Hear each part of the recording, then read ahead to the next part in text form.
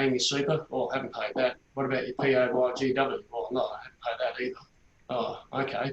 So it's not a P&L thing, it's a cash thing. Whereas what Mark's saying is that if you get these quarterly accounts and monthly management accounts and zeros and mobs, whatever, then they would be aware where things are at. But because it's so dire in a lot of cases, we're just seeing them, exactly as Mark said, head in the sand. Oh, well, whilst we've still got the JobKeeper and the allowances from all the people we owe money to, we'll keep going. So yeah, we see that as an issue. It's got to come back to bite most people at some point. Now, what Greg will go to the next screen now, we'll talk about the ATO. Now, the ATO has been very quiet even before the March lockdown and the stimulus.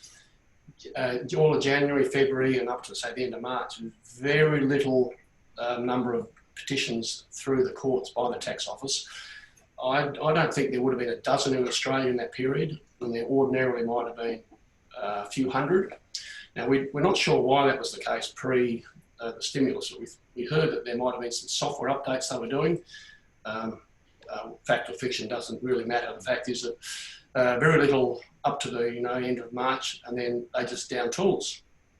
So since then, been no winding up applications. They are the 6 months ones anyway, but that aside, they're not issuing those either. Now, director penalty notices, most of you would know what they are, but that's essentially where the directors of a company can be liable for the PAYG withholding, the old group tax, and from 1 April 2020, the GST, and the superannuation if you don't lodge SGC statements. It's a little bit technical, but you can be liable personally for those debts. Now, it's a whole session just on director penalty notices, but the fact is that they're not issuing those notices at this point, but the liability is still there. So at some point when they decide, and we'll address this shortly, but we've got to pay for this stimulus package somehow and the deficits that are there. We talk about these 85 billions just like they roll off the tongue too easily these days. I think a few months ago we were budgeting a surplus. Anyway, so those liabilities there, and they will be issuing them when they need to start to try and pay back the debt that is owed by the government. So we just don't know the timing of that. We heard a couple of months ago that maybe the ATO wasn't going to take any action this calendar year, but we're not sure that's the case. They may well start doing it October, November, don't know, but it is going to be a problem. And one thing, just a point to mention, of course, a lot of SME business owners, that's mostly the field that we deal with, you've got personal guarantees. Now, they have not changed. Those guarantees are still there. So it's just the recovery of those, like a director can't be bankrupted unless they give 6 months notice and the like. Yeah, they can still try and recover them. There's no stopping them from issuing writs and the like, but most people are being shown some empathy on that. So yeah, so that's another problem. Personal guarantees, director penalty notices, they're just there waiting for a reason to try and recover on those. Righto, we'll move on. So we've sort of covered a little bit of this one, but most of the recovery of the funds for the ATO is tax, and that's actually income tax is a large part of that, but we've got obviously the GST and the like. How long can they keep deferring this? And the answer is, well, it can't be too much longer. Will it be the end of this year or beginning of next year, or will it be June next year? But it's going to create some grief for a lot of people. Has anyone had any, the tax accountants, any sort of feedback from the ATO at all about what might happen as far as the recoveries of these monies? Mark, have you heard anything? If you're still there. Mark's just disappeared from the screen. That's okay. For a second, sorry. Hey, Aaron McDonald's here from Pragma. Aaron, have you got any updates on the commercial tenancy relief out there? Because when we had the Cullen McLeod session back in June, it was still a bit of a hot topic, and WA is kind of, settled down a little bit now. What's it like now? What's the rate of inquiry like, and what's that looking like? The rate of inquiry has been pretty high. I was actually in a lift yesterday in the city, and David Eaton, the Small Business Commissioner, got in, and I think he's actually a Western Suburbs Business Association member, Radi.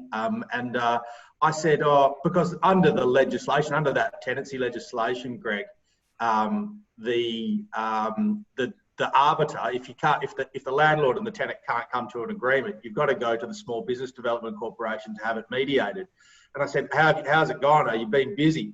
He says, yeah, we've been busy. He says there's been quite a lot of disputes referred to him under the COVID rent relief legislation, but he didn't say it was an avalanche. He said he had about 150 on foot at the moment, which if they don't get resolved, they'll go to SAT. But so that's a lot, but equally it's not thousands when you think of all of the possible tenancies across Western Australia. But I think from my perspective, I've done a lot of advice in the last few months for both landlords and tenants about how to approach the rent relief legislation. And everybody's different, has been my experience. I mean, some of the landlords, particularly recently, some of them that I've dealt with, I just can't believe how uncommercial they're being, to be honest, because I think they're going to lose good tenants and there's nobody who's going to take those spots when they're gone.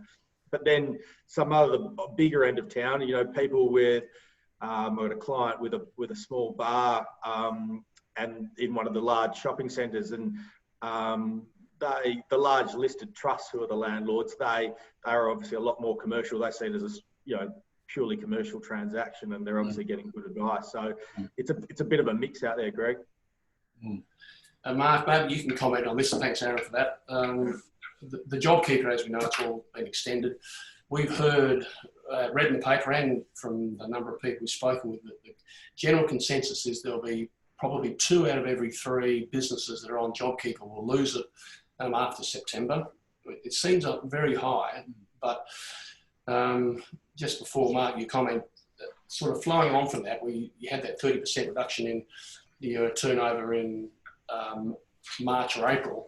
Since then, a lot of people have been doing particularly well, qualified, appropriately, but it's not their fault. They have to get the JobKeeper for 6 months. But, if you want to buy a car, you want to buy a caravan, you want to go on a holiday locally.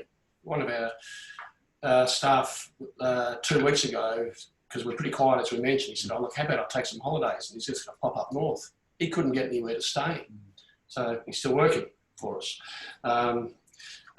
We heard about, clearly with all the holidays and like, and there's a massive drop in that, of course.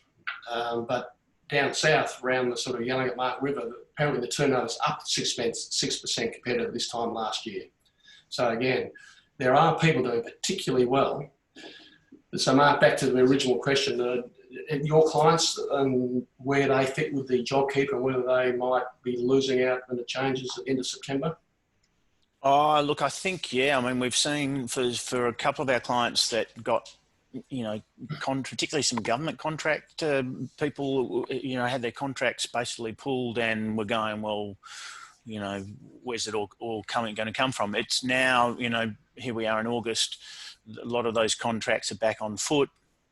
Businesses is sort of got some confidence around the general. We've had one client close their doors, but I'd be suggesting to you that client probably would have closed their doors in any event and was in hospitality in a very high net rental scenario. The landlord was having none of the code of conduct stuff. They just didn't give 2 hoots about it. It's kind of remarkable, his view. So Aaron, like you were saying, some amazingly uncommercial landlords out there don't seem to care too much almost, which is kind of interesting. I think the other thing too that's probably sitting, people have forgotten a little bit about the cash flow boost.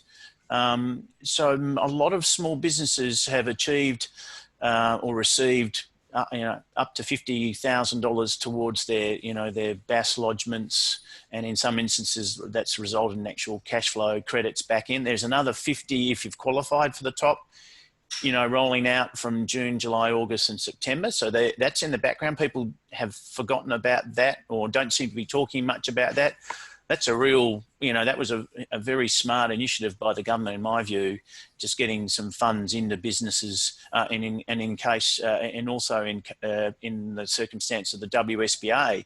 I think we received a minimum, which was 10,000. I think in the first we'll get another 10,000 or 4 lots of 2,500, and that's a significant cash flow top up for our little organisation. And so that gives, I think that gives time. I'm not so convinced about the fall off of the cliff on the 30th of September.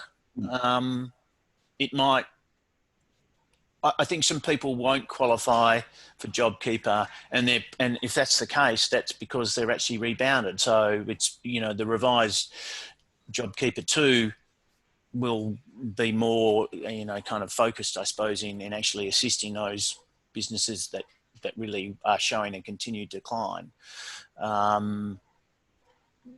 So I'm kind of getting a sense as we head towards the 30th of September, it might be more towards December or something, some period after that we might see some pain on the ground. Yeah, I think that's probably right. No one knows. We use the word too often, but unprecedented, because we just don't know. We haven't been here before. But Mark, you mentioned confidence, and the Australian economy. It's close to 60%, 55% of GDP is consumer spending. It's about close to 70% in the US. I don't know how they continue to do that, but they seem to. So if people aren't spending, then where's the economy going? So that comes back to the confidence. And that cash flow boost, that what was good about that, the PAYGW boost, was you didn't even have to apply for it.